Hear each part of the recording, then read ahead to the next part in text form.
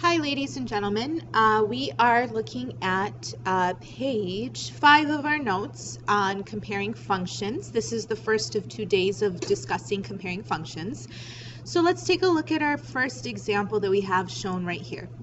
So example 1, 3 trains called A, B, and C leave a train station at the same time. The graph shows the relationship between time and distance for train A. So this is the graph for train A. We have an equation for train B, and we have a table for train C. So let's take a look at what we have here and look at question number 1. Number 1 is asking us what is the slope of the graph. So in order to figure out the slope, remember we have figured out 3 different ways to do it. Well, 3 ways to do it. They're not really that different from each other.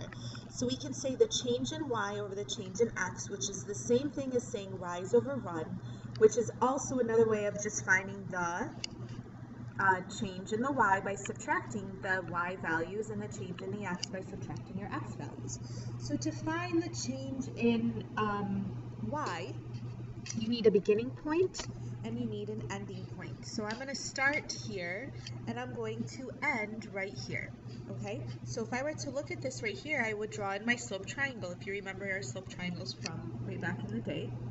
So if I were to do rise over run, I know my rise is from 0 to 120. So it went up by 120 miles. And I know my run is from 0 to 4, so it went over 4 hours. So that ends up giving me 30 miles per hour.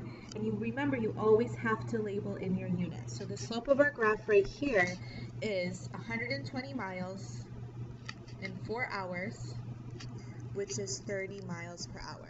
So what does this represent? That's what question number 2 is asking us. What does this slope even mean? Well, if it's miles per hour, remember our slope always tells us our rate. So it tells us how fast, so the slope tells us how fast train A is going.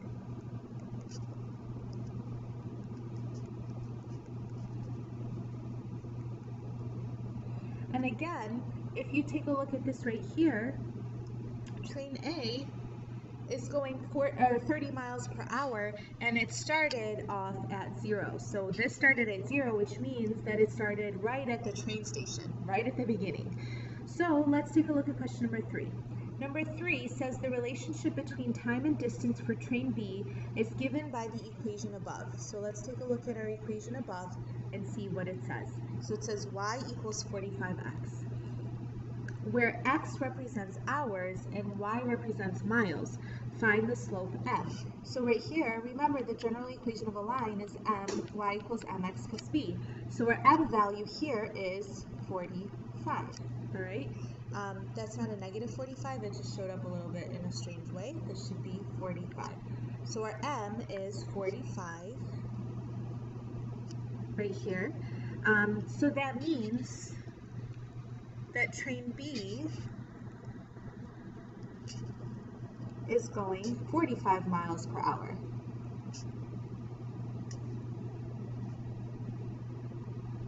Okay, so which train is moving faster? Well, train A is going 30 miles an hour and train B is going 45 miles an hour. So train B is going faster. So we're going to say train B is going faster because its slope is steeper. That's how we know that it's going faster. All right. So now let's take a look at question number 5. The time-distance relationship for train C is shown in the table above. What is the ratio of distance to time? So let's see what we have here. To find the ratio of distance to time, it's just basically asking me for the slope. So the distance, this went up from 105 to 210. This went up by 105 miles. All right. To go from 210 to 315, it also went up by 105 miles. And then to go from 415 to 420, it also went by 105 miles. It's increasing by 105 miles. This happened every 3 hours. So that means to find the ratio of distance to time, I just have to do delta y over delta x, which is 105 miles in 3 hours. And then if you were to divide those two answers, so let's go back down here and show the workout right here. So m equals 105 miles in 3 hours. So let's figure out how many times 3 goes into 105. So 3 goes into 10 3 times. And then bring down the 5. You want to figure out how many times 3 goes into 15. It goes in 5 times. So it's 35 miles per hour.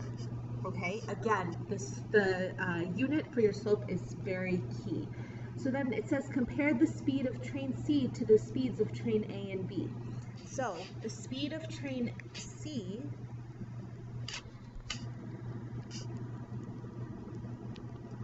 let's compare it. It's 35 miles per hour. Let's compare it to A. The speed of train A was 30 miles per hour. So we can easily say that the speed of train C is faster than the speed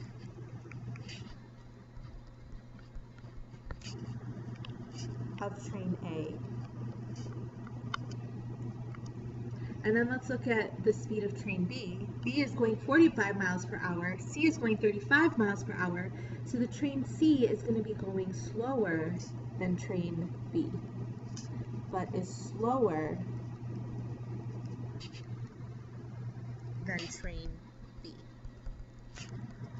Okay? All right, so let's look at example 2. In example 2, it says water is pumped into 2 aquariums, P and Q. The tables show 2 functions relating the total amount of water, Y liters, and the time taken, T minutes, to pump the water into each aquarium.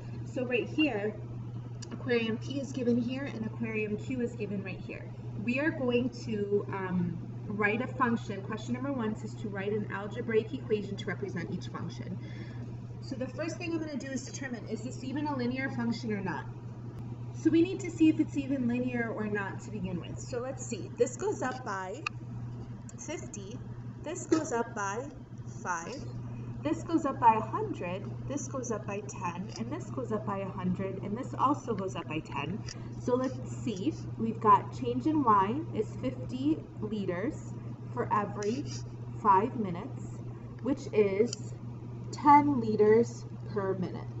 Okay, and then let's check this one right here. I would do 100 liters for every 10 minutes, which is also 10 liters per minute. So I know for a fact that aquarium P is linear. All right, so then let's take a look at aquarium Q. So this right here, I'm going to erase this down here so I have some room. This right here is going up by 75 liters, okay? And this went up by 5 minutes, all right? This went up by 150 liters. This went up by 10 minutes, okay? This went up by 150 liters, and this also went up by 10 minutes. So here, I would figure out that it's going up by 75 liters for every minute, which is 15 liters per minute. Let's check this one. It's 150 liters for every 10 minutes. So you end up getting 15 liters per minute, which is the same number, which means that our rate of change is constant, so this is also linear. Now, we just found the slopes for both of these guys. I know the slope of each of my functions right here. So it says write an algebraic equation to represent each function. So let's go ahead and do that. Let's do aquarium P to begin with. So let's find aquarium P. To find the algebraic equation, we have to use y equals mx plus b. And we already did all the workout for our m, so we know that our m is 10. So we're going to say y equals 10x plus b. Now I want to figure out where it started. So what I could do is I could work backwards, or I could just use the equation y equals 10x plus b, and then choose any coordinate that I want in my table. So I'm going to use 570. It's up to you, whatever you want to use. So if I were to plug 70 in for y, and if I were to plug in 5 in for x, I can now solve for b. So I would get 70 equals 50 plus b, and now I can subtract 50 from both sides, and I know that the b is 20. So I need two things to find the equation of a line. I need the slope, which we already figured out was 10 liters per minute. And then I need the y-intercept, which we just figured out right here is 20 liters. Remember, the y-intercept tells you where you are starting. It's your beginning amount. So remember right here, we can say B stands for beginning. It's your starting amount. Okay, so I now know my equation. It would be y equals 20x, y equals 10x, because I know the m is 10, plus 20. And let's use the right variables. Here we've got, instead of y and x, we have t and y. So y equals 10t plus 20. But let's make sense of what's happening here. What this means is that you've got 10 gallons for every minute, plus an additional 20 gallons to start off with. So that should make sense to you guys. All right? So now let's do the same thing for aquarium Q. So I need two things. I need the M and I need the B. Well, we already figured out the M is 15 liters per minute. Okay? And now I have to figure out the B. So I'm going to use y equals mx plus b, and instead of instead of m, I'm going to replace it with 15. That's my rate. It's going up by 15 liters every minute. Now I'm going to use a coordinate. So I'll use 595. So every time I plug in a number here, I'm going to plug 95 in for y and 5 in for x, and I'm going to solve for b. So I'm going to say 95 equals 75 plus b. Subtract 75 from both sides. You end up getting 20 equals b. So now you know your equation, now you know your information right here. That's not your final answer though, right? You're going to use this to figure out your final answer right here. So that means that you'll get y equals 15t plus 20. So in aquarium Q, it started off with 20 liters of water and it's increasing at a rate of 15 liters per minute. So now, question number 2, which of the two aquariums is filled with water more quickly?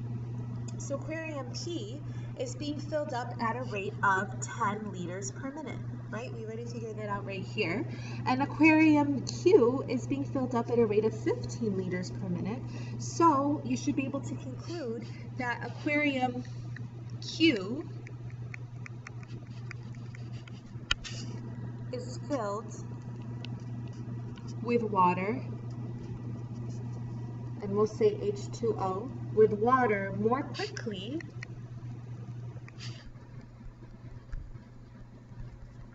because it has a larger rate of change. Okay? And then let's take a look at what question number 3 says. Which of the two aquariums started off with more water? Well, this is the starting amount right here. This is the beginning amount. This is the beginning amount. They're both 20. So they both started with the same amount of water.